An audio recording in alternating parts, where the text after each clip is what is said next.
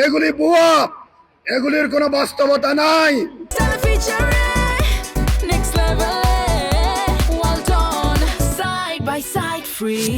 Family card ও কৃষক card ভুয়া উল্লেখ করে জনগণের সঙ্গে প্রতারণা করা হচ্ছে বলে অভিযোগ করেছেন কক্সবাজার ১ আসনে জামায়াতে ইসলামীর প্রার্থী আব্দুল্লাহ আল ফারুক। কক্সবাজারের চকরিয়া উপজেলার বোরেইতলী এলাকায় আয়োজিত এক নির্বাচনী পথসভায় তিনি এসব কথা বলেন। বক্তব্যে তিনি বিএনপির ফ্যামিলি কার্ড ও কৃষক কার্ড কর্মসূচির সমালোচনা করে বলেন, আপনারা কৃষকদেরকে সার দিতে পারেন নাই, অতীতে ক্ষমতায় ছিলেন, কৃষকরা সারের জন্য আন্দোলন করেছিল, আর আপনারা পুলিশ লেলিয়ে দিয়ে গুলি করে 18 জন কৃষক হত্যা করেছিলেন।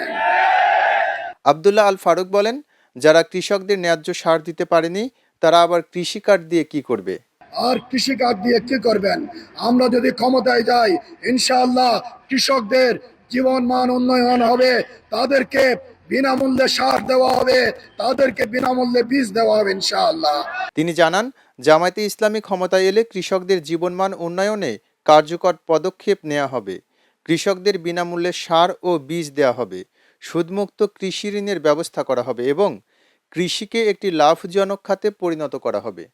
আমরা যদি সুযোগ পাই, আমরা ইনশাআল্লাহ একটা নিরাপদ চকরিয়া পেকুয়া গড়ে তুলব। এখানে আর চাঁদাবাজি কেউ করতে পারবে না, এখানে দখল থাকবে না, ভূমিদস্যুতা থাকবে না, চিংড়িগের দখল হবে না। খবরের কাগজ, নিখাদ, নির্ভীক, নিরপেক্ষ।